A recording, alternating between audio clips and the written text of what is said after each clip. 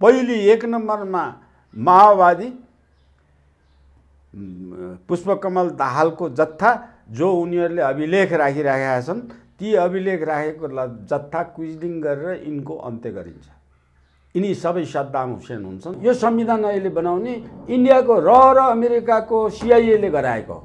यो संविधानको निर्माता यिनीहरू दुईटै हुन्। जसले माओवादीलाई भूमिगतबाट उठाएर लिएर आएर नेपालमा आलपुर गणतन्त्र सङ्घात्मकता धर्मनिरपेक्षता लिएर आउनलाई जुन शक्ति प्रयोग गरेर लिएर आए, त्यही शक्तिले यो संविधान बनाएको हो। त्यो सुप्रिम कोर्टको परमादेशले क्याबिनेट बन्छ अनि सुप्रिम कोर्टको प्रधान न्यायाधीशलाई युज एन्ड थ्रो अहिले गर्न लायो नि। त्यो त अमेरिकाको ग्रान्ड डिजाइनमा हो नि। नेपाल नरहने अवस्थासम्म पुग्छ या नेपाल रणभूमि भएर अमेरिकाको बेस क्याम्प मात्रै हुन्छ। चीन त थोरै बोल्ने धेरै काम गर्ने मुलुक हो नि। अमेरिका जस्तो धेरै बोल्ने थोरै काम गर्ने होइन। इन्डिया जस्तो धेरै बोल्ने थोरै काम गर्ने होइन। चीन त एउटा बोली बोल्यो भने उसले 100वटा काम गरे हुन्छ। शेरबहादुरले MCC बारेमा 10वटा गोप्य चिठी लेखेका छन्। कम्युनिस्टहरूले क्विजिङ गरेर अमेरिका आएर यिनीहरू ध्वस्त कसरी गराउँछ भन्ने कुरा यिनीहरूलाई थाहा छैन। माओवादीमाथि जसरी अमेरिकाले विश्वास गरेर उसले उठाएर बनाएको त हो नि। नेपालमा यो चेन्ज ल्याउनु त अमेरिकाले क्रिस्चियन मिसनरी मार्फत पश्चिमी मुलुकले उठाएर बनाएर नेपालमा यो परिवर्तन ल्याएको त हो नि। यो MCC को अवस्था आएपछि अब अमेरिका र इन्डियाकोमा चाहिँ उनीहरूको चासो नेपालको सेनामाथि छ।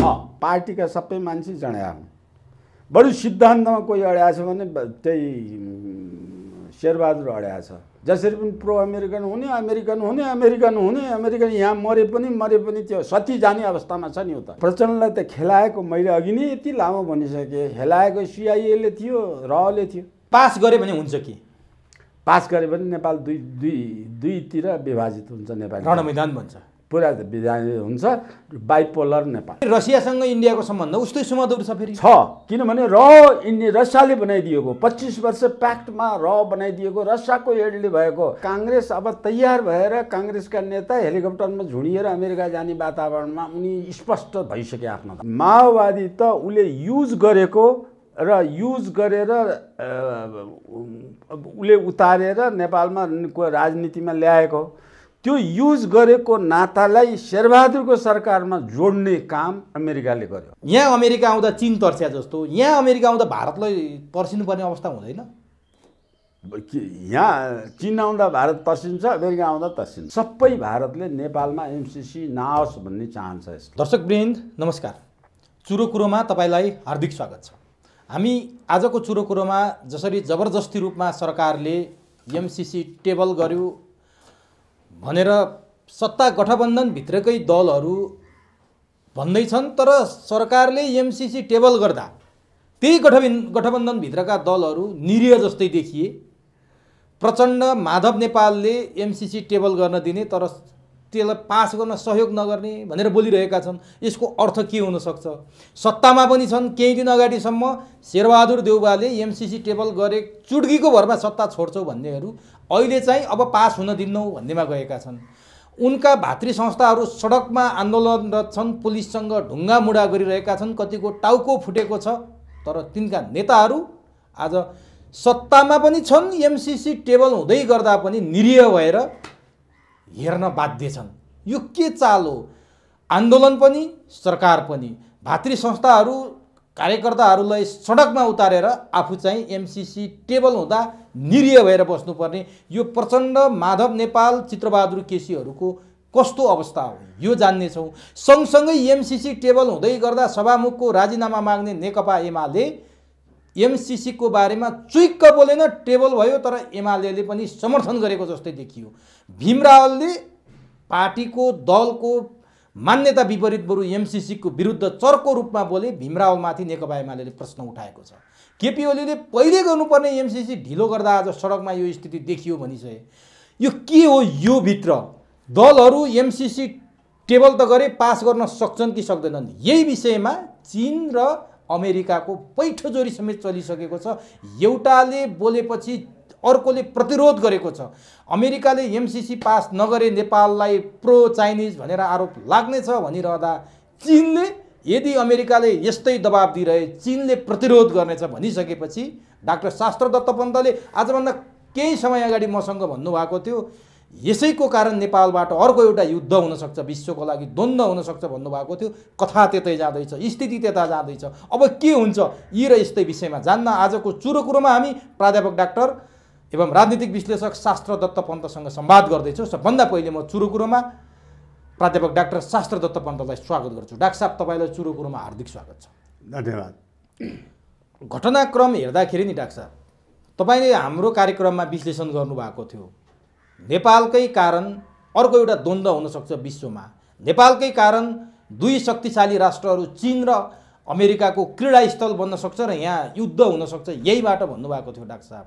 एमसीसी गिजोलिँदै जाँदाखेरि केही दिन अगाडि डोनाल्ड लूले एमसीसी टेबल नगरे अथवा पास नगरे प्रो चाइनिजको आरोप लाग्नेछ नेपाललाई भनेर धम्की दिए।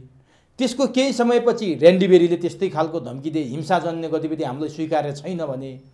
र त्यो केही घन्टा बित्न नपाउँदै चिनिया विदेश मन्त्रालयका प्रवक्ता वाङ वेनबिनले चाहिँ यदि अमेरिकाले नेपाललाई जबरजस्ती एमसीसी पास गर्न लगाउँछ भने त्यसको चीनले प्रतिरोध गर्नेछ भनेपछि एमसीसी टेबलको विषयमा हामी कुरा गरौँला। यो शक्ति राष्ट्रहरूको अलिकति क्रीडास्थल बन्ने हो कि भन्ने खतरा तपाईँले दिएको अन्तर्वार्ता र यो गतिविधिले त्यतै जाँदैछ, त्यही पुष्टि गर्दैछ। अब हुन्छ के डाक्टर साहब, यो स्थितिले कहाँ पुग्छौँ हामी? यहाँबाट सुरु गरेँ। धन्यवाद तपाईँको प्रश्नको लागि।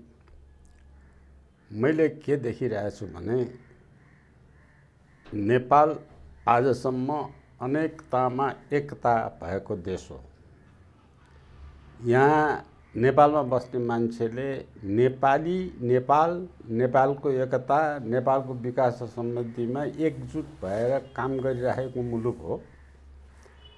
अब त्यसलाई विखण्डन गर्नलाई आजभन्दा 30-32 वर्ष पहिलेदेखि 32-33 पहिलेदेखि नेपालमा चाहिँ दुईटा बाह्य शक्तिले नेपालको त्यो अनेकतामा एकतालाई विखण्डन गर्ने जुन षड्यन्त्र बनिरहेको थियो, दलीय व्यवस्था सुरु हुने बित्तिकै स्पष्ट रूपमा नेपाली काङ्ग्रेस भारतमुखी र अमेरिकामुखी भएर यही कारणले दल बनेपछि नेपाली काङ्ग्रेस पहिलो विभाजन भयो।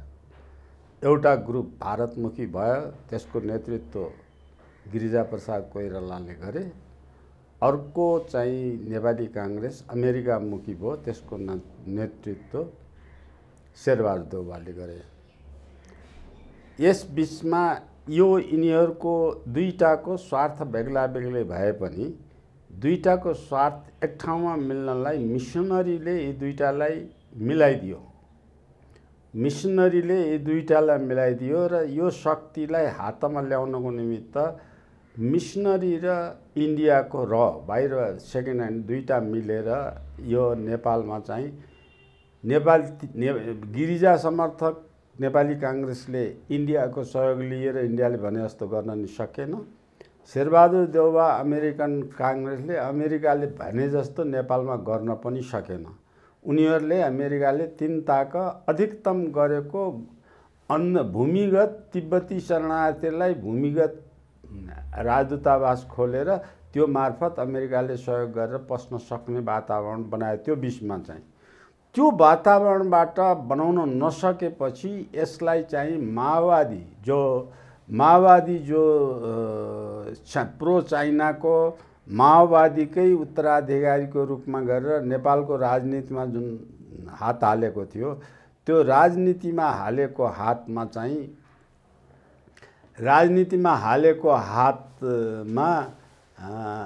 नेपालको राजनीतिमा हालेको जुन हात हालेको थियो, त्यो राजनीतिमा सफलता उनीहरूले चाहे अनुसार हुन नसक्ने, इन्डियाले चाहे अनुसार पनि पुरै भएन, अमेरिकाले चाहे अनुसार नै पुरै भएन। त्यसकारण यिनीहरूले चाहे अनुसार गराउनलाई जुन शक्तिले नेपालमा त्यो गराउन दिएको थियो, त्यो शक्तिको अन्त्य गर्ने हिसाबमा चाहिँ माओवादीलाई अमेरिका पक्षधरको मिसनरिज र इन्डिया पक्षधरको रले ह्यान्डल गरे र त्यो रले ह्यान्डल गरिसकेपछि नेपालमा अस्थिरताको वातावरण ल्याएर उनीहरूले चाहे अनुसार गर्ने षड्यन्त्र त्यस बेलादेखिको हो। अब त्यो षड्यन्त्र त्यसबेलादेखिको आएकोमा मैले के देखेका थिएँ भने यो मिसनरी क्रिस्चियनाइजेसन गर्नलाई नेपाललाई चाहिँ उनीहरूले प्लान गरे अनुसार नेपाललाई सङ्घात्मकता चाहियो, जातीय राज्य चाहियो, धर्मनिरपेक्षता चाहियो। यी तीनटा कुरा मिसनरीले धर्मनिरपेक्षता उनीहरूलाई इसाईकरण गर्न चाहियो, जातीयता र जातीय राज्य उनीहरूले नेपालीको अनेकतामा एकता भएकोलाई आपस आपसमा लड्ने बनाउनलाई चाहियो, सङ्घात्मकता एउटा प्रान्तलाई उठाएर अर्को प्रान्तमा हमला गरेर नेपालमा स्थिर शान्ति कहिले पनि हुन नपाउने, शान्ति नहुने भएपछि विभाजन भएपछि कमजोर हुन्छ, कमजोर देशबाट जे पनि गर्न सकिन्छ भन्ने धारणाले काम गरे। त्यो धारणाले काम गरेको कुरा नेपाली जनताले नजिकै भएको हुनाले इन्डियाको कुरा धेरै नेपाली जनताले थाहा पाए, इन्डियाले गरेका गलत कुराहरू थाहा पाएर इन्डिया विरोधी सेन्टिमेन्ट नेपालमा बन्यो। अब त्यसपछि आएर पश्चिमाहरूले केही गरेका छैनन् जस्तो लागेर चुपचाप बसेका थिए, अथवा चुपचाप बसेका थिए भने आइएनजिओ जस्ता सङ्गठनहरूबाट नेपालमा आफ्ना काम आन्तरिक काम गरिरहेका थिए, तिब्बतको बोर्डरसम्म गएर तिब्बतको वाच गर्ने काम गरेका थिए। यतिसम्म कि अमेरिकाले नेपालमा महाभूकम्प गएको बेलामा हेलिकप्टर हवाईजहाज लिएर गएर तिब्बत भित्र छिरेर उनीहरूले तिब्बतको अध्ययन त्यसबेला पनि जहाँ महाभूकम्पलाई सहयोग गर्न आएको अमेरिकन टोलीले तिब्बतभित्र छिरेर गएर त्यो मलाई स्पष्ट विश्वास छ। तर चीनले र अमेरिकाले दुईटैले यो कुरा गोप्य राखेका छन्, आसन खोलेका छैनन्।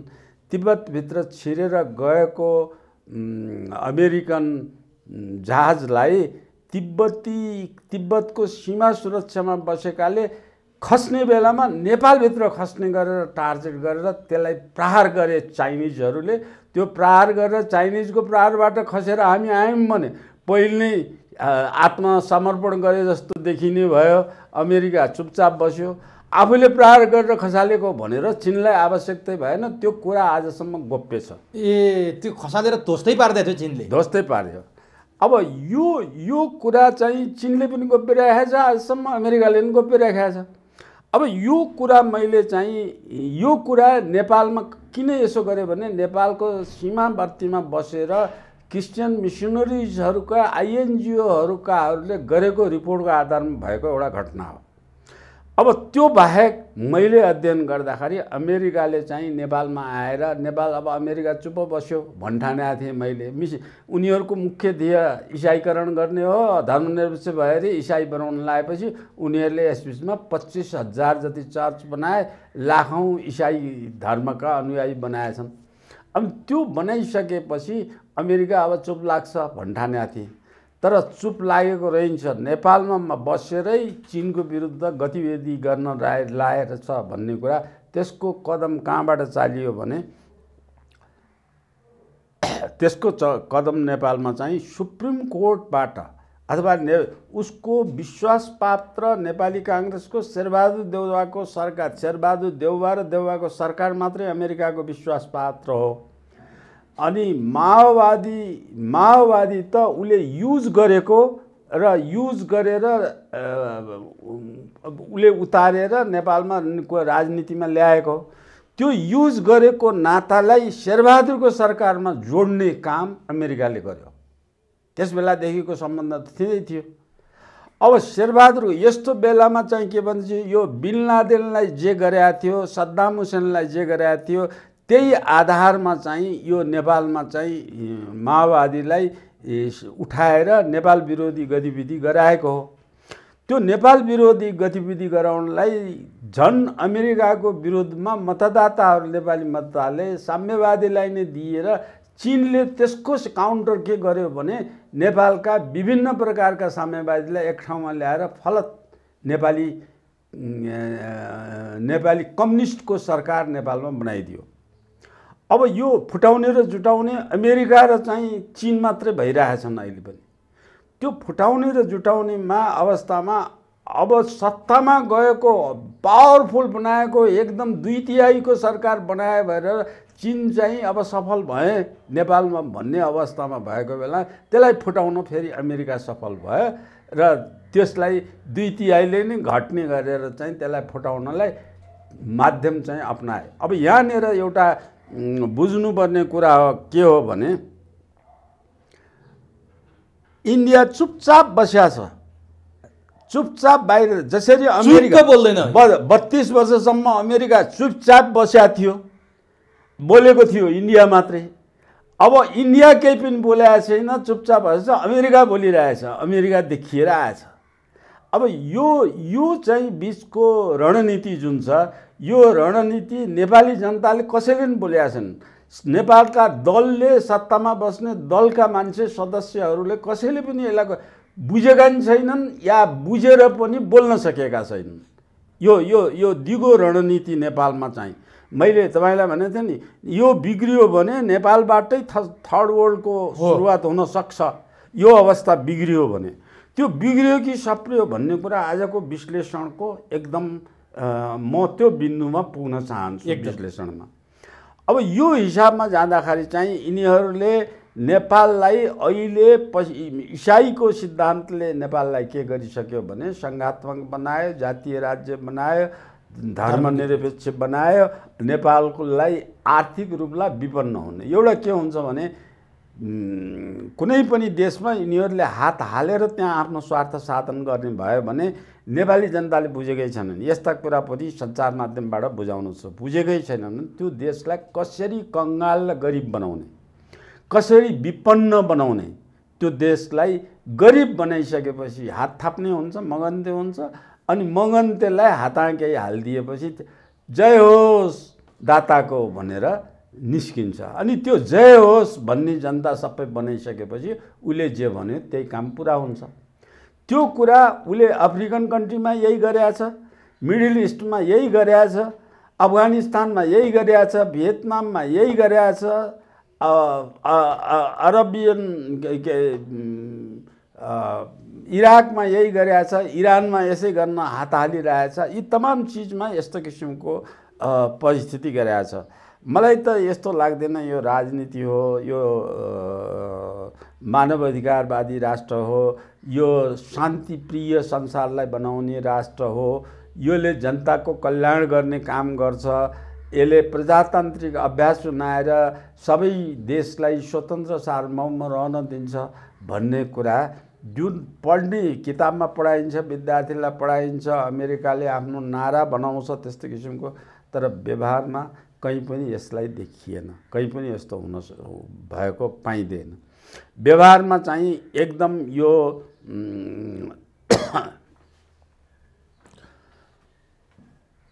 के भन्ने उग्र सामन्त, उग्र आतङ्कतायी काम गर्ने गर्छ। अमेरिकाले 40वटा भन्दा बढ्ता घटना यस्ता घटना छ जहाँ चाहिँ कम्युनिस्टलाई पैसा लगानी गरेर उठाएर त्यसको विरुद्धमा चाहिँ खडा गरेर देश ध्वस्त बनाइसकेपछि अनि क्विजलिङ गरेर ती कम्युनिस्टलाई नि ध्वस्त गर्ने गरेका छ। अब नेपालका कम्युनिस्टले के बुझाछन् थाहा छैन, प्रचण्डले माओवादीले के बुझाछन् थाहा छैन।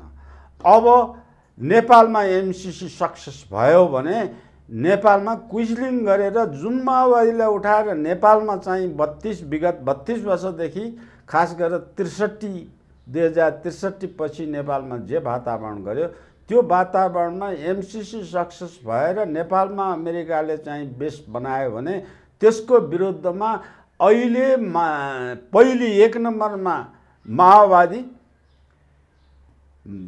पुष्पकमल दाहालको जत्था जो उनीहरूले अभिलेख राखिराखेका छन्, ती अभिलेख राखेको जत्था क्विजलिङ गरेर यिनको अन्त्य गरिन्छ। यिनी सबै सद्दाम हुसेन हुन्छन्, यी सबै चाहिँ बिन लादेन हुन्छन्। त्यो नेपालमा खुट्टा टेकेपछि पहिलो काम अब चाहिँ एमसीसी गर्नेको पहिलो काम त्यो हुन्छ।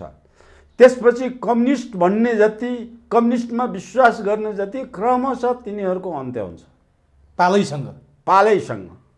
त्यो गर्ने वातावरणमा नेपालमा यो जगटेकेको छ र त्यो नेपाल अन्त्य गरिसकेपछि इन्डियाको मद्दत लिएर चीनको कम्युनिस्टलाई खत्म गर्ने र उत्तर कोरियाको कम्युनिस्टलाई खत्म गर्ने वातावरणमा नेपालबाट जग थाल्छ। त्यसकारण एमसीसी मार्फत अमेरिका आउन खोजिया छ। त्यसकारण एमसीसी मार्फत अमेरिका आउनुपर्छ। यस्तो कुरा बुझ्दै नबुझिकन यो कुराको गहिराई बुझ्दै नबुझिकन नेपाली काङ्ग्रेस केवल अमेरिकाले उसलाई सहायता दिएछ, नेपाली काङ्ग्रेसको खर्च दिएछ, पार्टीको खर्च बोकेको छ अथवा उसलाई चाहिँ बचाउने के सिद्धान्त दिएछ, यो बुझ्दै नबुझिकन गएको अब त्यो कुरामा त म आन्तरिक कुरा आउँला। जस्तो तपाईँले मलाई पहिले भनेको कुरालाई मैले बारम्बार म जतासुकै अन्तर्वार्ता गर्दा पनि त्यो कुराले हिट गरिरहेको छ डाक्टर साहब। तपाईँले भन्नुभएको थियो तेस्रो विश्वयुद्धको खतरा, अनि यो एमसिसी टेबल त भयो, टेबल हुनुभन्दा अगाडि जुन किसिमको यहाँ द्वन्द्व देखिया थियो, गिजलो देखिया थियो, त्यसमा चिनिया विदेश मन्त्रालयका प्रवक्ता र अमेरिकाका सहायक विदेश उपमन्त्री बोले, ऱ्यान्डी बेरी बोले। यो दुईटा एकै दिन बोलेका छन्, राजदूत ऱ्यान्डी बेरी र चिनिया विदेश मन्त्रालयका प्रवक्ता, एउटाले अर्कोलाई प्रतिरोध गर्ने कुरा गरेका छन्। यसले चाहिँ के सङ्केत गर्छ, अब के साँच्चीकै नेपालमा यी एउटा सुपर राष्ट्र भइसकेको, एउटा सुपर राष्ट्र हुने क्रममा रहेको शक्तिशाली देशहरूको क्रीडास्थल बन्ने कालो बादल मडारिएको हाम्रो आकाशमा, त्यो चाहिँ के हो? जनताहरू त्राइमाम छन् डाक्टर साहब। हेर्नुहोस्, यो कुरा भन्नुभन्दा अगाडि म तपाईँलाई एउटा घटना सुनाउँछु। नेपालमा महेन्द्र राजमार्ग बनाइराख्ने बेलामा म त्यसमा गतिविधिमा इन्भल्भ भएर मैले भोगेको कुरा बताउँदैछु। त्यो बनाउने बेलामा नेपालमा नेपालगञ्ज कोवलपुरदेखि बनबासासम्म, कोवलपुरदेखि अब महाकालीसम्म को खण्ड बनाउन बाँकी थियो। त्यो बाँकी रहेको हुनाले राजा वीरेन्द्र अत्यन्त आत्तिएर किसिम लगाएर विश्व ब्याङ्क लोन लिएर आफै बनाउने योजनामा लाएर टेन्डर गरेर त्यो योजनामा लाए, टेन्डर गर्यो। टेन्डर गरेपछि चाहिँ विभिन्न देशका टेन्डरहरूमा आएपछि त्यो गर्ने बेलामा टेन्डर बिट गर्ने बेला इन्टरनेसनल ग्लोबल टेन्डर गर्ने बेला चीनको टेन्डर स्वीकृति भयो। सबभन्दा कम पैसामा चीनले गर्ने भयो।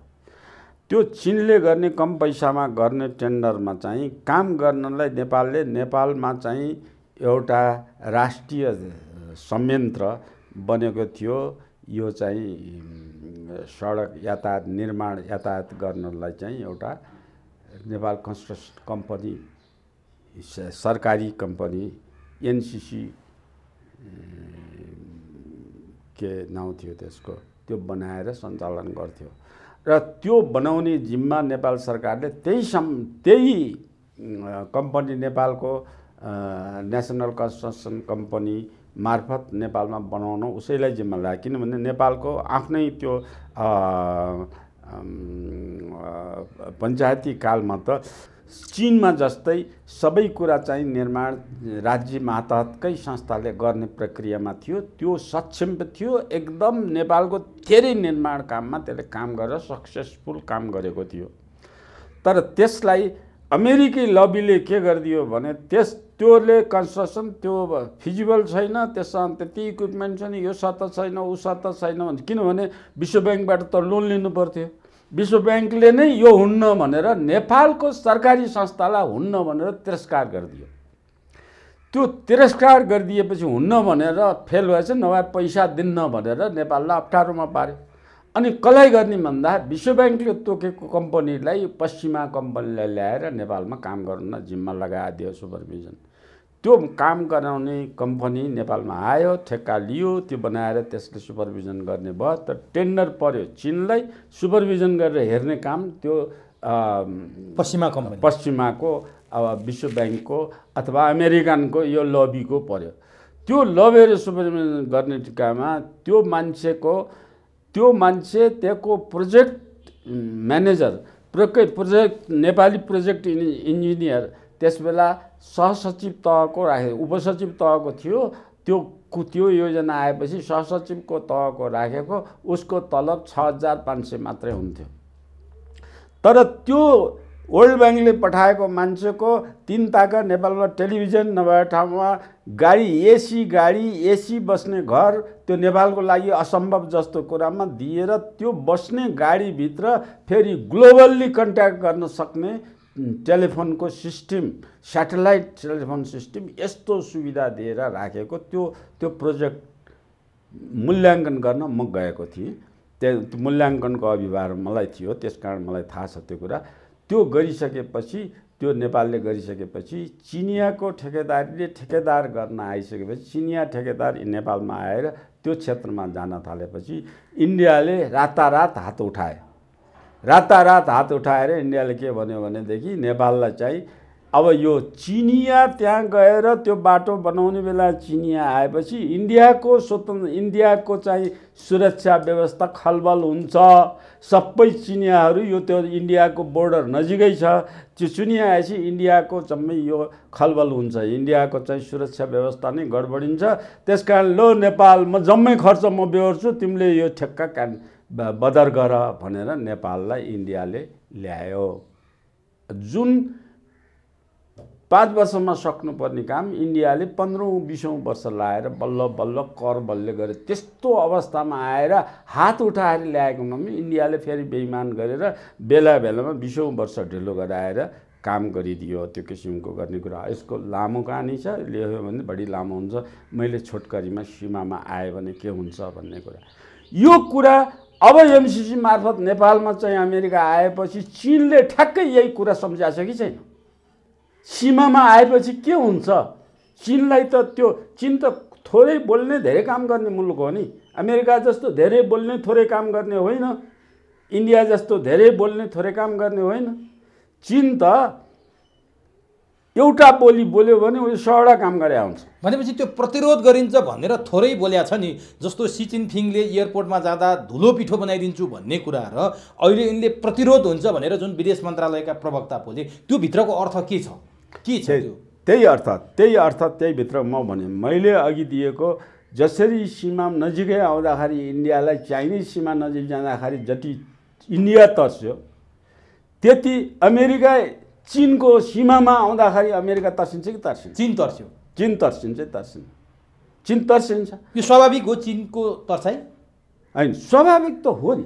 त्यत्रो चाहिँ तिब्बती भूमिलाई कमजोर बनाएर चाहिँ तिब्बतभन्दा नेपालभन्दा चाहिँ 7 गुणा ठुलो छ, 6-7 गुणा ठुलो छ कति। होइन, यो त्रास नि जस्तो अमेरिका यहाँ आउँछ भनेर चीन जुन तर्स्यो भन्नुभएको छ नि तपाईँले, यतिमा सीमित हुन्छ कि योभन्दा अगाडि बढ्ने? होइन, यतिमा सीमित त हुने त कुरै भएन नि। अब अहिले त कहाँसम्म पुग्ने कुरा त नै म गर्दैछु। यो त भूमिका मात्रै मैले बोलिरहेको छु। अहिले यो कहाँसम्म पुग्छ भन्ने कुरा चाहिँ अब पछाडिको कुरा चाहिँ गर्नुहुन्छ भने नेपालमा चाहिँ अब पहिलो नेपालबाट जान्छु म। नेपालमा ध्रुवीकरण सुरु भयो। यसले सबैभन्दा नेपाली जनतामा 3-4 वटामा विभाजित भयो। एउटा नेपाली जनताले एमसीसी नेपालमा ल्याए भने मैले भने जस्तो चीन र अमेरिकाको युद्ध स्थल नेपाल हुन्छ, त्यसकारण एमसीसी नेपालमा ल्याउँदै हुँदैन भनेर एउटा जनताको समूहको ध्रुवीकरण यस कारण भयो कि अमेरिकाको एमसीसी नेपालमा पस्नै दिनुहुन्न भन्ने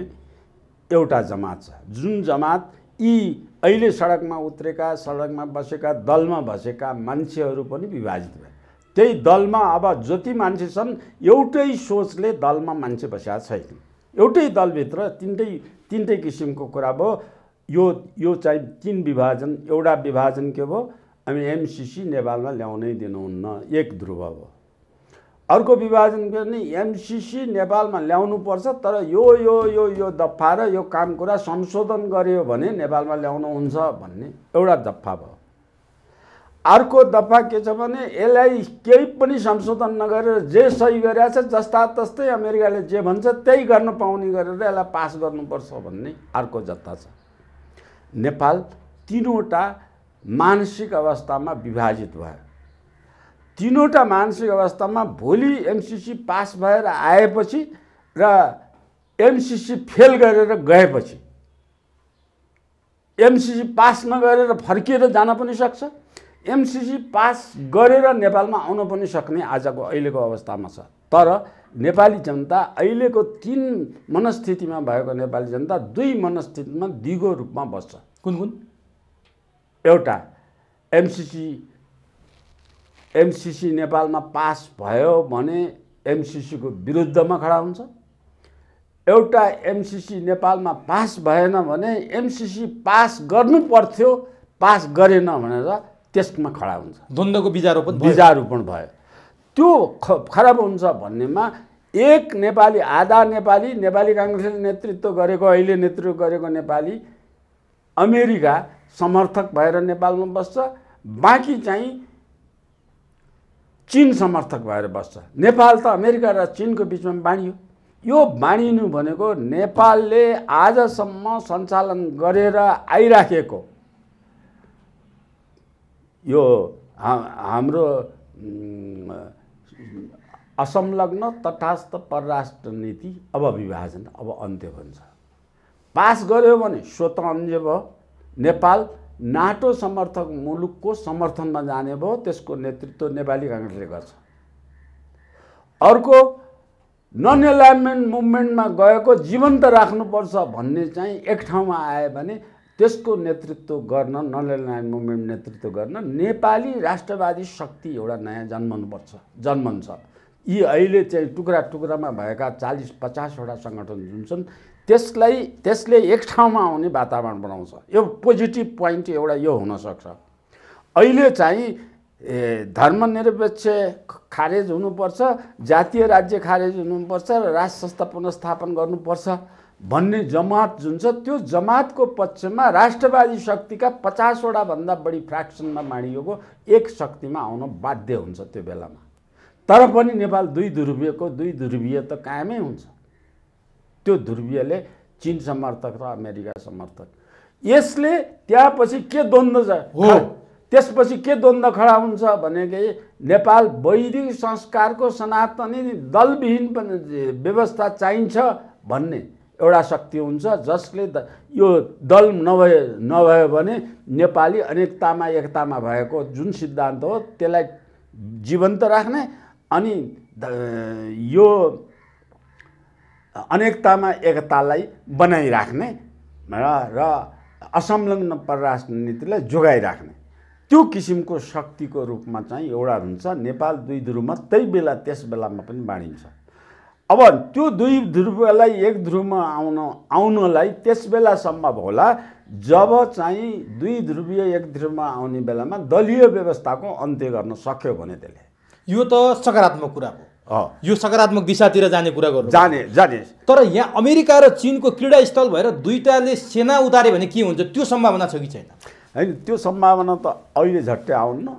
अर्को पुस्तामा, हाम्रो पुस्तामा त त्यो सम्भावना मैले देख्दिनँ। दुईटै आउने सम्भावना। तर त्यो हाम्रो पुस्ताभरि चाहिँ भरिसम्म यो लडाइँ त भइहाल्छ। अब पास भयो नि भयो, फेल भयो नि भयो। अब यो चाहिँ तपाईँको दृष्टिले देखेको कुरा भयो। अब यो बढ्दै जाँदा के हुन्छ ठ्याक्कै भन्न सक्ने अवस्था छैन, तर द्वन्द्वमा त फस्यो। अघि तपाईँले थोरै कोट्याउनु भएको थियो यो विषयमा भारत चाहिँ मौन छ। भारतको मौनताको अर्थ चाहिँ के हुन्छ? अब आफूले केही नगरिकन अर्कैले केही गरिन्छ। बतासले कुचाले गर्ने काम बतासले गर्यो भन्छन् नि हाम्रो गान। उसलाई चाहेको कुरा अमेरिकाले नै आफै गरिरहेछ भने ऊ किन उठिएर भयो? होइन, ऊ एमसिसीको पक्षमा कि एमसिसी आउन हुन्न भन्ने पक्षमा? किनभने एमसिसी आउँदा त चीनलाई घेर्ने र भारतलाई फोर्ने रणनीति पनि छ भन्छन् कतिपयले। त भारतमा हेर्नुहोस्, भारत र नेपालकोलाई हेर्ने भारतमा चाहिँ 5 वटा भिन्न संस्था छन्। भारत 5 थरी आँखाले नेपाललाई हेर्छन्। नेपाल सरकार र भारत सरकारको एउटा आँखा छ, नेपालका दल र भारतको दलको एउटा आँखा छ, नेपालका दलका पुँजीपति र भारतका पुँजीपतिको एउटा आँखा छ, नेपालको साम्यवादी र भारतको साम्यवादी दलको हेर्ने एउटा आँखा छ।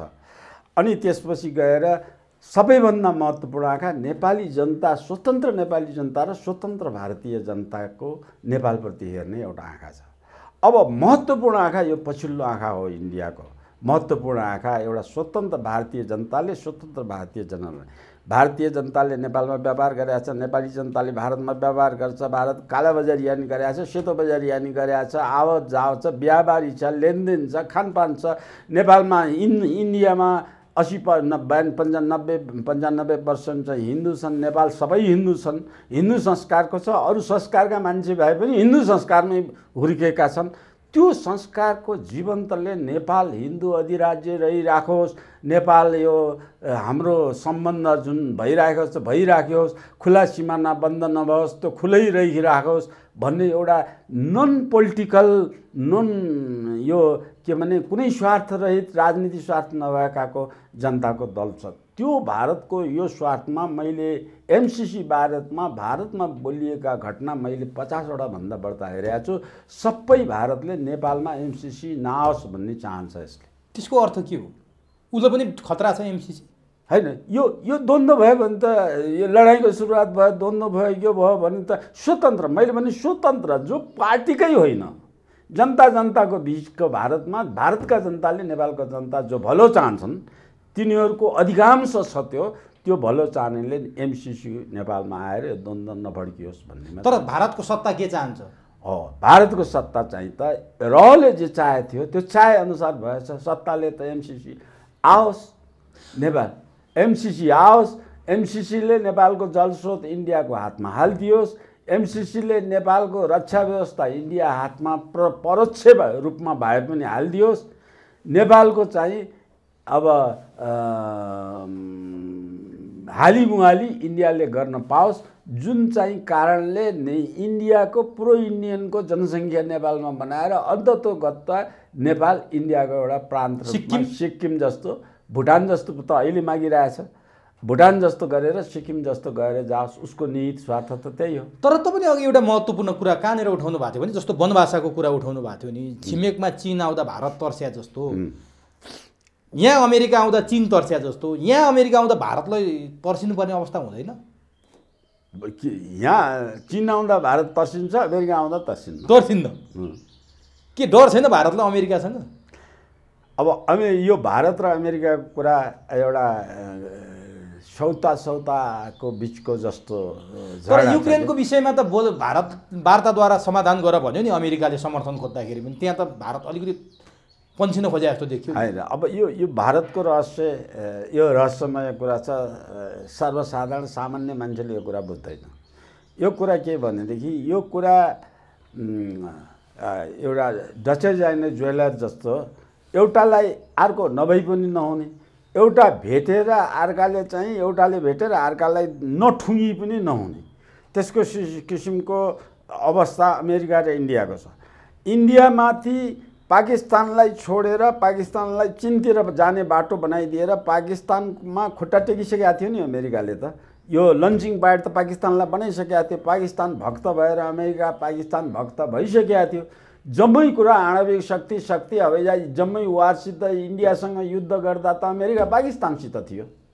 पाकिस्तानले इन्डियासँग युद्ध गर्दा त त्यो बेलाको अवस्थाबाट पाकिस्तानभन्दा जनसङ्ख्या र क्षेत्रफलमा इन्डिया ठुलो छ। त्यो ठुलो चाहिँ इन्डियाले पाकिस्तानले भन्दा बढ्ता छिटो प्रगति पनि गरेको छ। त्यो आधारमा इन्डियालाई हात पाए नपाए पाकिस्तानलाई छोड्नु हुन्छ भनेर इन्डियालाई हात हालेर पाकिस्तानलाई छोड्यो। तर अमेरिका विरोधी गतिविधि चाहिँ इन्डियाले अमेरिका विरोधी गतिविधि त कति गर्यो। यदि चाहिँ अमेरिकाको पक्षधर गएको इजरायललाई इन्डियामा भिसा पनि नदिने, पासपोर्ट नदिने, आउनु नदिने इन्डियाले गरेको हिजो कुरा त जिउँदैछ नि। मैले आँखाले देखाएको छु, मैले भोगेको छु नि।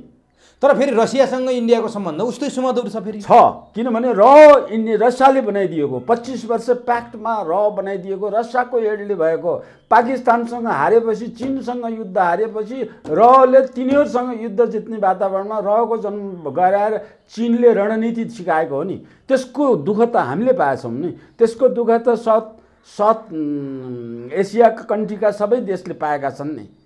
त्यो किसिमको कुराबाट पाएपछि त्यसलाई माइनस त कहाँ गरेपछि चीनले अमेरिकासँग युद्ध हुने हो भने हामी चीन र रसिया एकजुट हुन्छौँ एक ठाउँमा भएर। चीनले त त्यसलाई माइनस गरिदियो नि। अब इन्डिया छटपटाइराखेको छ।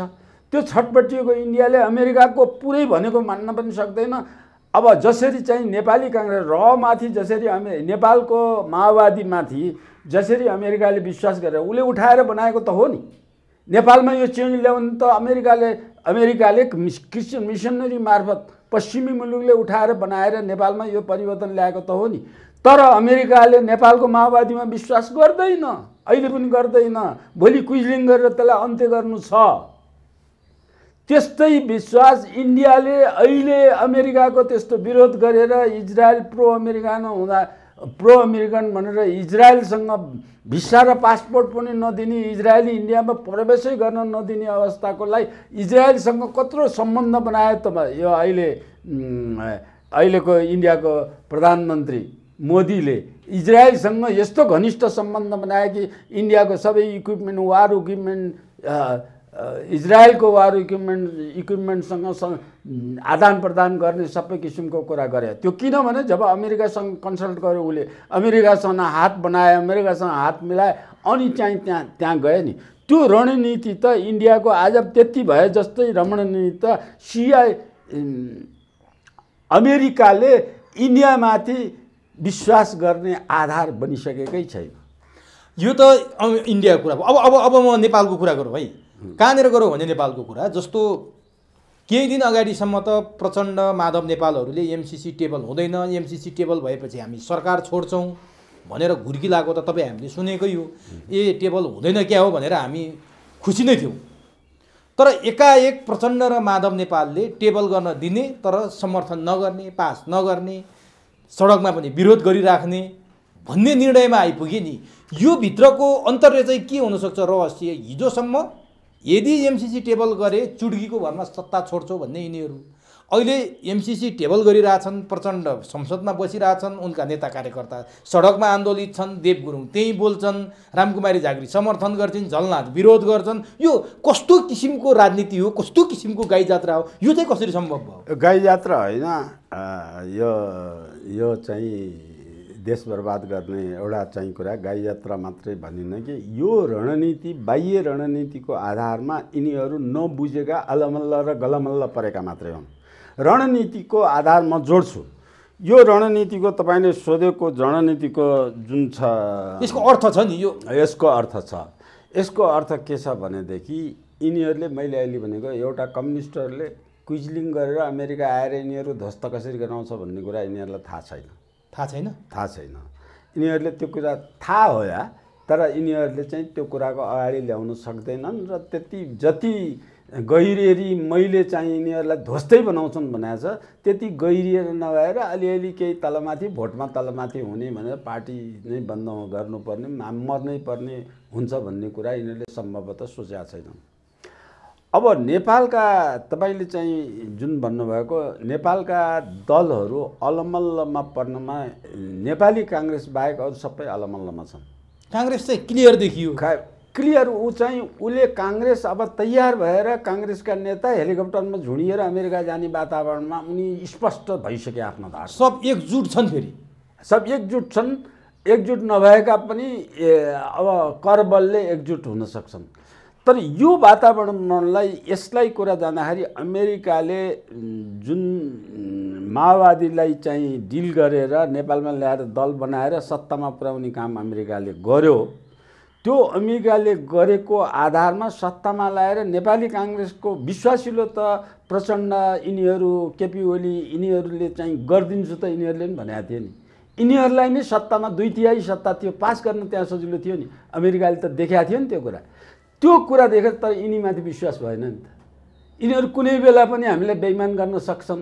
यिनीहरू कम्युनिस्ट हुन्, कम्युनिस्ट आफ्टर अल कम्युनिस्टसँग चिनसित मिल्न सक्छन्, त्यसकारण यिनको आधारमा नेपाल पस्न हुन्न भनेर आफ्नो विश्वासिलो आधार बनाउनलाई सुप्रिम कोर्टको केस ल्यायो। किनभने यहाँ नेपाली जनताले बुझ्नुपर्ने कि यो संविधान कसले बनाएको? अहिलेको संविधान काङ्ग्रेसले बनायो, काङ्ग्रेस नेतृत्वमा होइन। यो संविधान अहिले बनाउने इन्डियाको र अमेरिकाको सिआइएले गराएको। यो संविधानको निर्माता यिनीहरू दुईटै हुन्। जसले माओवादीलाई भूमिगतबाट उठाएर लिएर आएर नेपालमा आलपुर गणतन्त्र सङ्घात्मकता धर्मनिरपेक्षता लिएर आउनलाई जुन शक्ति प्रयोग गरेर लिएर आए त्यही शक्तिले यो संविधान बनाएको हो। यो संविधानको दफा दफा त्यसले लेखेको। म भन्छु आम नेपाली जनताले नेपालको संविधान पढेर बुझ्दैनन्। यो संविधान बुझ्ने को छ भने जसले संविधान बनायो त्यसले मात्रै बुझाएको छ। त्यो संविधान बुझेको लुपहोल कहाँ छन् भन्ने कुरा बुझेको छ। त्यो बुझेर शेरबहादुरलाई सुप्रिम कोर्टको यो चाहिँ परमादेशले शेरबहादुरलाई प्रधानमन्त्री बनाउनलाई कुनै प्रजातान्त्रिक अभ्यास होइन नि। यो त दूरगामी डिजाइन रहेछ, दूरगामी डिजाइन छ नि। कुनै त्यो सुप्रिम कोर्टको परमादेशले क्याबिनेट बन्छ अनि सुप्रिम कोर्टको प्रधान न्यायाधीशलाई युज होइन थ्रो अहिले गर्न लायो नि। त्यो त अमेरिकाको ग्रान्ड डिजाइनमा हो। जसरी सद्दाम र लादेनले थ्रो गर्यो त्यही कुरा चाहिँ सुप्रिम कोर्टलाई अहिले गरेछ, युज गर्यो अब थ्रो गरिदिन्छ। सुरु चाहिँ प्रधान न्यायाधीशबाट भयो। त्यो प्रधान न्यायाधीश भने सुप्रिम कोर्ट चाहिँ उनीहरूको डिजाइनले कोर्टमा चाहिँ यिनीहरू त क्षणिक अहिले टेन्टेटिभ भर्खरै लिएर आएर त्यहाँ बसे डिजाइन उनीहरूको थियो उनीहरूको डिजाइनले संविधान बनाएको थियो सुप्रिम कोर्टमा त्यो ल्याएर लोभ त दिए होला लोभ त कति लोभ दिए उसले मान्दा भन्दै 2टा मन्त्री चाहिन्छ भनेर अरू त कति खल्टीमा हाल्ने त कति हाले कोलाई के गरे तर 2टा मन्त्री एक्स्ट्रा माग्यो त्यो पनि दिने बनाएको त अमेरिकाले हो नि कुनै कन्स्टिट्युसनल वातावरण कोही नेपालमा लोयर छ कोही नेपालको कन्स्टिट्युसनको विज्ञ छ कोही नेपालमा प्रजातन्त्रको ज्ञान भएको मान्छे छ कोही नेपालमा मानव अधिकारको अधिकार हो भनेर पक्ष लिने मान्छे छ नेपालमा मानव अधिकारको यत्रो 32-40 वर्ष भइसक्दाखेरि माओवादी आउँदाखेरि मानव अधिकारमा प्रमाणित भएर नभएका त कति छन् प्रमाणित भएका 7000 नेपालका केसेसहरू 7000 केसेसहरूको 7000 लाई प्रमाणित दिनलाई कोही मानव अधिकारवादी नेपालमा जन्मेको छ नेपालको मानव अधिकार आयोग छ त्यो देखाउने हात्तीको दाँत जस्तो छ त्यसले केही काम गरेछ त्यो जम्मै डिजाइन अमेरिका र इन्डियाको डिजाइनमा रहेको डिजाइनमा अहिलेसम्म चलिरहेछ त्यो तिनीहरूले जोड्नु उनीहरूका एनेक्स गरेर इन्डियामा मिसाउने एनेक्स गरेर चाहिँ अमेरिकाको शासनमा अमेरिकाले लन्छन पार्ने त्यो बेला नआएसम्म त लथङ बतङ गरेर राखिरहेका छन् नत्र के फैसला गर्ने यति समय लाग्छ निर्णय गर्ने यति समय लाग्छ छानबिन गर्ने यति समय लाग्छ उनीहरूको के कुरा छ प्रहरीलाई हात लिने परिवारको सर्वी बढ्यो अहिले भएको त्यो नीति अनुसार अब यहाँ चाहिँ सत्तामा बसेको मन्त्रीले माओवादी मन्त्रीले प्रहरीको एकजना एआइजी फलानु मान्छेलाई राख्ने हो भने म त अर्थमन्त्रीले चाहिँ दरबन्दी स्वीकृत गर्छु भन्छ माओवादीको मन्त्रीले माने प्रहरीलाई जम्मै प्रहरी चाहिँ प्रो अमेरिकनले नेपाली काङ्ग्रेस मातहत आइसकेको अब एउटा एआइजी अलिअलि बिचबिच छिर्नलाई आफ्नो पनि प्रहरीमा हात फस्याउनु पर्छ भन्ने त्यो कुरा त अझै अधुरो यहाँ छ भने अमेरिकातिर पनि अधुरो छ इन्डियातिर पनि अधुरो छ इन्डियाले अहिले नेपालमा चाहिँ यो सफ्टवेयरबाट नेपालको माइक्रो म्यानेजमेन्ट भन्छन् नि जुन माइक्रो म्यानेजमेन्टमा इन्डिया पसिसकेको छ माइक्रो म्यानेजमेन्टमा अमेरिका पसिसकेको छ त्यो माइक्रो म्यानेजमेन्टमा प्रहरी सशस्त्र बल र अनि अन्तिममा सेना चाहिँ नेपालको सीमालाई हात लिएपछि बल्ल यिनीहरूले भने जस्तो सबै काम गर्छन् अब प्रहरी त गइसक्यो निजामती सेवा गइसक्यो अनि अरू सबै सेवा कम्पनी गइसक्यो अमेरिकाले भनेसम्म उद्योग कल कारखाना सबै अमेरिका रामशरण महत मार्फत अमेरिकाले चाहिँ सबै काम गराएर बेच्यो निजीकरण बनाइसक्यो नेपाललाई विपन्न बनाउने अर्थमा गइसक्यो अमेरिका अब यो अमेरिका केवल एमसीसीमा हैन यो एमसीसी ल्याउनुभन्दा अगाडि गरिसकेका यी कुराहरू चाहिँ अमेरिकाको भूमिका इन्डियाको भूमिकाले भइसकेका छन् अब यो एमसीसी को अवस्था आएपछि अब अमेरिका र इन्डियाकोमा चाहिँ उनीहरूको चासो नेपालको सेनामाथि छ सेनालाई हात पार्ने बित्तिकै उनीहरूले भने जस्तो बल्ल ग्राम गुरुममै काम गर्छन् सेना नेपालै नरहने अवस्था हुन्छ नेपाल नरहने अवस्थासम्म पुग्छ या नेपाल रणभूमि भएर अमेरिकाको बेस क्याम्प मात्रै हुन्छ अब त्यो अवस्थामा यहाँनिर एउटा कुरा म के भन्न चाहेको हो भने त्यो नेपालमा त्यो नेपालको सेनाले अलिकति यो कुरा बुझाएर रहेछ भन्ने कुरा अहिले चाहिँ नेपालको सेनाधिपति जुन छन् उसले नेपालमा चाहिँ यस्तो अवस्था हुन दिएर आँखा हेर्ने तमासा हेरेर बस्दैन नेपालको सेना भन्ने मेसेज एउटा चिट्ट दिएको छ कसरी अनि बोलेको छ नि सेनाधिपति यहाँबाट चाहिँ तर रोक्न त सकेनन् नि पास गर्नलाई रोक्छु त भनेको छैन नि उसले सेना त्यो चाहिँ एमसीसी को दास भएर बस्दैन नेपालले नेपालको सार्वभौम स्वतन्त्रतालाई संरक्षण गर्छ भनेर सेना यो माहौलभित्र पस्ने दबाब उसलाई आइसकेको छ अब त्यो दबाबबाट उसले चाहिँ म जान्न भनेर एउटा मेसेज दिएछ गयो भने त सेनाको अस्तित्व युएनओमासम्म भएको अस्तित्व पनि खतम हुन्छ सेनाले चाहिँ टिस्टा किल्ला काँगडामा पुगेर नेपालको गौरव बनाएको र त्यो गोर्खा जय गोर्खा भनेर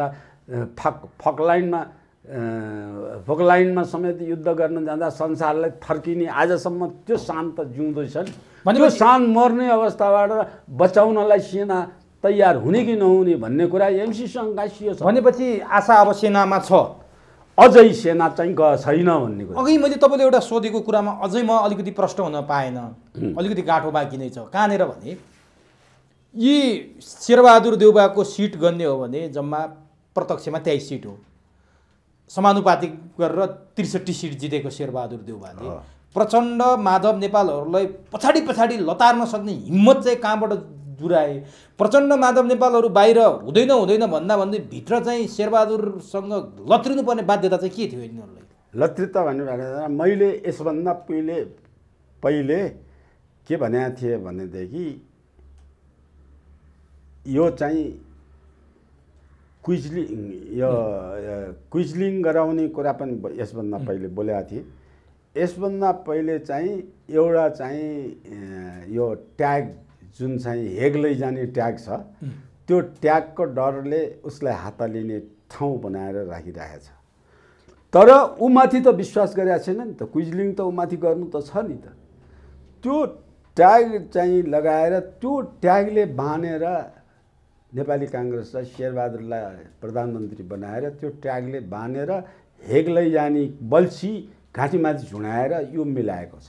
अनि माधव नेपालको नेतृत्व तपाईँले नेता भन्नुहुन्छ पार्टीको। माधव नेपाल त कुनै पनि उसको इतिहासमा भयो भने एउटा रेलवे स्टेसन अथवा बस स्टेसन हुन्छ नि जहाँ मान्छे झर्ने उत्रिने हुन्छ, त्यो चाहिँ स्टेसनमा गएर प्यासेन्जर बस्ने ठाउँमा बस्ने। माधव नेपालको नेचर कस्तो हुन्छ, प्यासेन्जर बस्ने ठाउँमा बस्ने, अनि कहाँ जाने हो भन्ने कुरा उसलाई थाहा हुन्न कि बस्ने। अनि उताबाट आएको कुन पूर्व जाने बस आयो भने त्यसैमा चढ्ने, पश्चिम जाने बस आयो भने पहिले कुन आउँछ त्यसैमा चढ्ने। आफ्नो डेस्टिनेसन केही छैन, यहाँ जाने भनेर बसेकै हुन्न। उनी आजसम्म पनि त्यही डेस्टिनेसन नभएका मान्छे हुन्। उनी त्यो मान्छेको आधारमा खालि अहिले यिनीहरूको लडाइँ त इगोमा माधव नेपाल र नेपाल दलको सिद्धान्त, प्रजातन्त्रको सिद्धान्त, राष्ट्रियताको सिद्धान्त, आर्थिक उन्नतिको सिद्धान्त, नेपालको राजनीति के अरे श्रम बजार बनाएर नेपालमा विदेशिएकालाई नेपाल फर्काउने सिद्धान्त, यस्तो आधार बनाएर नेपाललाई सुसम्पन्न र धनी बनाउने, नेपालको वैदेशिक व्यापार बढाउने, आयात घटाउने, निर्यात बढाउने एक किसिमको सिद्धान्तले नेपाली जनतालाई माया गरेर जनताको हित कल्याणको लागि गर्ने भन्ने कुरा त्यो दल त कुनै दलमा पनि छैनन्। माधव नेपाल मात्रै होइन, कुनै दलमा। तर एउटा अचम्म नि, यिनीहरू सरकारमा पनि छन्, सत्तामा पनि छन्, सत्तामा पनि बस्ने रे, संसदभित्र पनि केही सांसदहरूले विरोध गरे, जस्तो देव गुरुङ विरोधमा बोले, प्रचण्ड त्यहीँनिर निहुरेर बसिरहेछन्। देव गुरुङ विरोधमा बोल्दा कृष्णबहादुर महरा ताली पड्काउँछन्, प्रचण्डले चाहिँ नि विरोध गर्दैनन्। बाहिर सडकमा प्रचण्डका नेता कार्यकर्ता भातृ संस्थाका अध्यक्षको चाहिँ टाउको फोडिन्छ, प्रचण्डभित्र पास त्यो टेबल गर्नलाई सहयोग गरे जस्तो वातावरण गराउँछन्। माधव नेपालको त्यही दृश्य देखिन्छ। यो बाहिर आन्दोलनभित्र सरकार, यो चाहिँ के हो फेरि? अब यो नीतिविहीन, स्वार्थवश, पदवश, धनवश, नीतिविहीन, अराष्ट्रिय विचार, अराष्ट्रिय देशप्रेम नहुनेका परिणाम हुन्। प्रचण्डले जुन जनयुद्ध माओवादी दलको पार्टीमा चाहिँ जोडेर लेनिनवादी मार्क्सिजम लेनिनिजम माओइजम भनेर आएको होइन, त्यो माओइजममा आएर चिनले जस्तै शासन गरेर मरे पनि मान्छे आफै मरेर सत्ता भए पनि त्यसमा गएको भए, माओवादीमा गएको भए, त्यो माओवादीमा गएको भए प्रचण्ड नेपालको हिरो हुन्थ्यो। कुनै पनि दलले भोट पाउनु थिएन, कुनै पनि दलमा जाने अवस्था पनि थिएन। त प्रचण्डलाई त खेलाएको, मैले अघि नै यति लामो भनिसकेँ, खेलाएको सिआइएले थियो, रले थियो।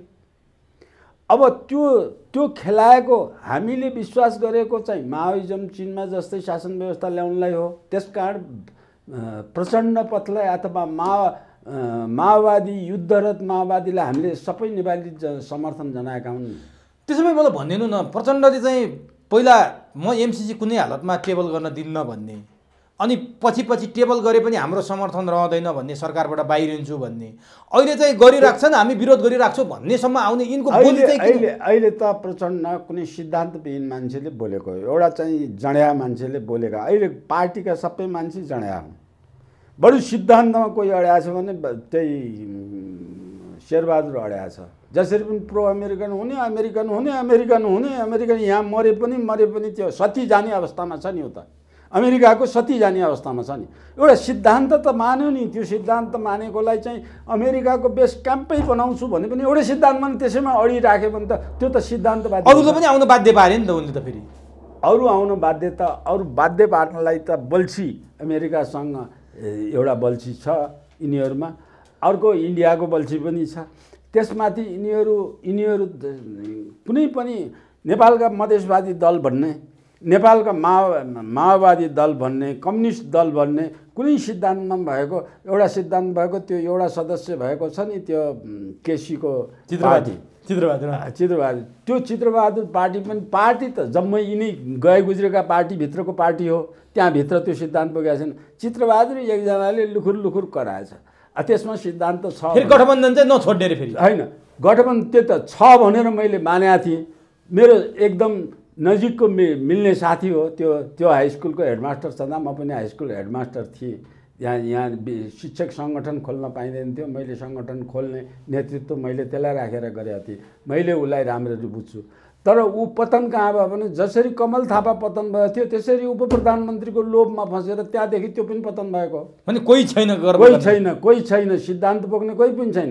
मैले चाहिँ के भने त्यो मान्छे राजा विरोधी हो, राज संस्था। ऊ जेलमा परेको पहिलो कारण नै एउटा नाटक बनाएर नाटकमा राजालाई हत्या गरेको नाटक देखाएको कारणले ऊ जेल परेको।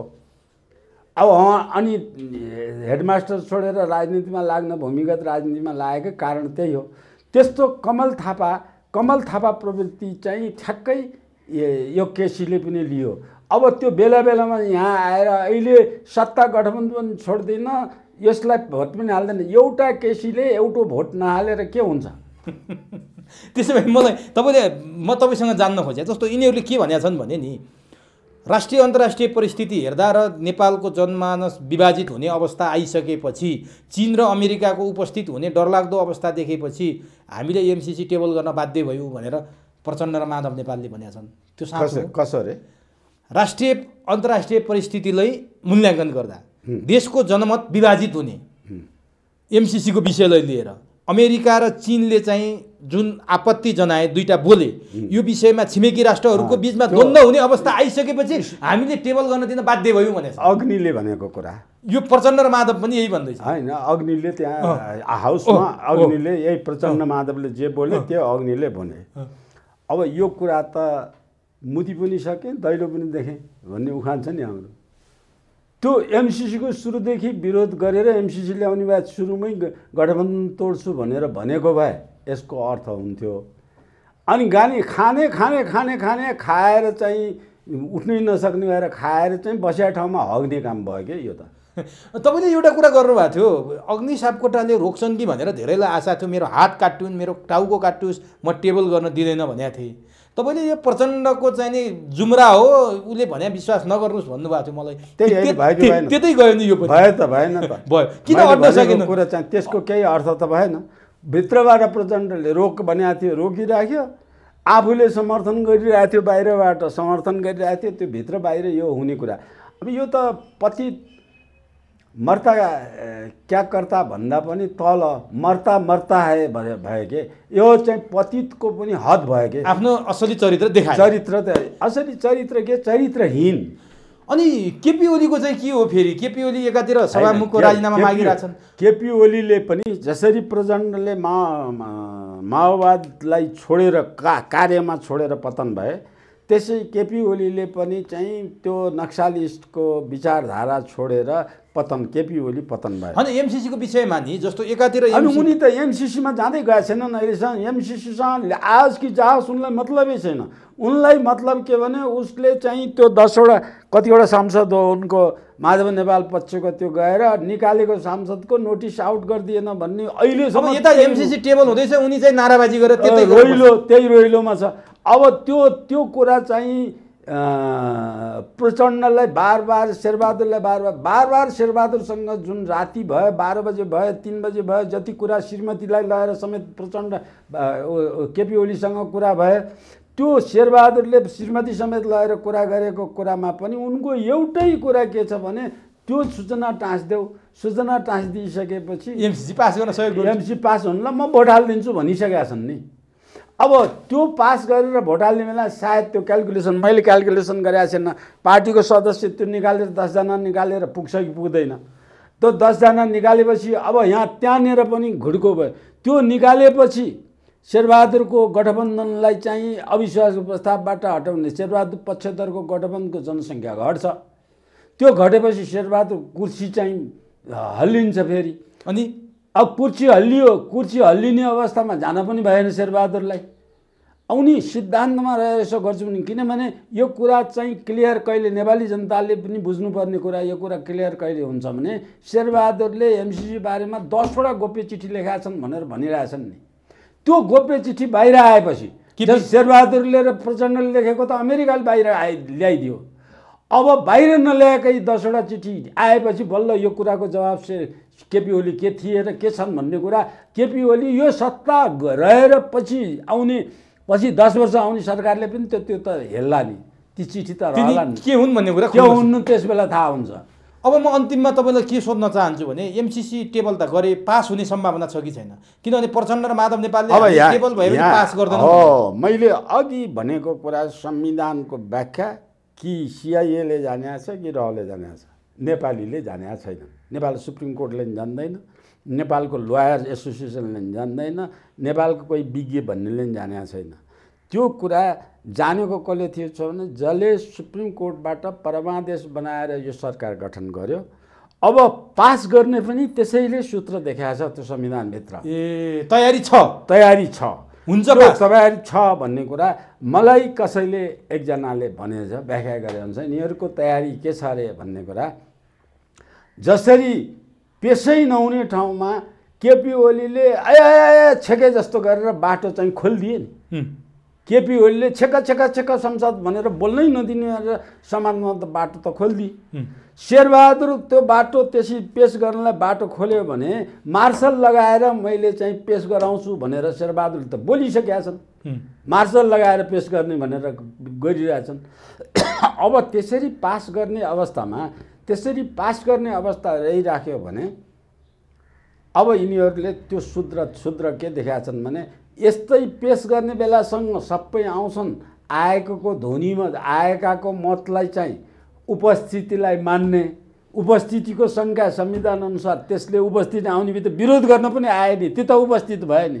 उपस्थिति मानेर चाहिँ यो उपस्थिति कोरम पुगेको बनाउने, कोरम पुगेपछि त्यसको विरोध गरेर यिनीहरू बाहिर गइसकेपछि जतिवटा बाँकी हुन्छन् नेपाली काङ्ग्रेसका मात्रै त्यो 20, 25, 40, 50 जना 35, 40 जना बसेका बेला ध्वनि मतले पास गर्ने भनेर स्पिकरलाई पास गर्न नआउने। त्यसो स्पिकरले ध्वनि मतले पास गरेर घोषणा गर्नलाई प्रचण्डले के भन्छन् अग्निलाई त्यहाँनिर निर्भर गर्छ। प्रचण्डको नौलो अनुहार त्यहाँनिर देखिन्छ, स्पष्ट अनुहार त्यहाँनिर देखिन्छ।